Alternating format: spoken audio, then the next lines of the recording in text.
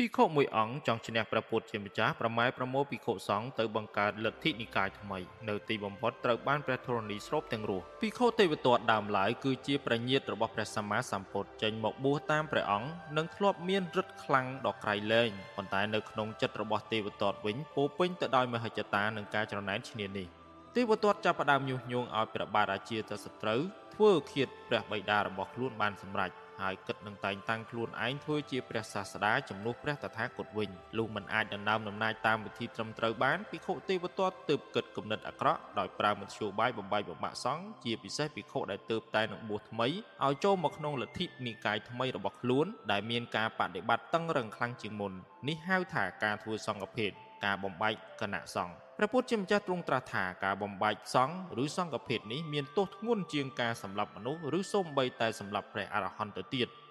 ព្រោះគឺជាការធ្វើរដ្ឋប្រហារផ្ដួលរំលំព្រះសាសនាក្រៅពីនោះមិនយូរប៉ុន្មានភិក្ខុទេវទត្តត្រូវបានបពពួករបស់ខ្លួនបោះបង់ចោលរាងកាយចាប់ផ្ដើមទ្រុឌទ្រោមស្គមវិញរៃកម្មចង្រៃចាប់ផ្ដើមតាមស្នងហើយនៅពេលដែលភិក្ខុទេវទត្តដឹងខ្លួនថាធ្វើខុសហើយនោះក៏មានសេចក្តីប្រាថ្នាចង់ចូលទៅថ្វាយបង្គំព្រះសម្មាសម្ពុទ្ធដើម្បីសុំខមាទោសគ្រាន់តែដើរដល់ទីលានវត្តចេតពុនភ្លាម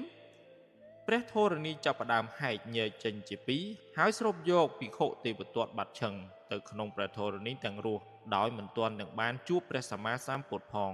ការបំបែកបំបាក់បំភ្លេចបំផ្លាញសាមគ្គីភាពតែមួយនៃព្រះធម៌រមែងទទួលផលកម្មតាមស្នងដោយការបំផ្លាញខ្លួនឯងវិញមុនជានិច្ចអនុមោទនា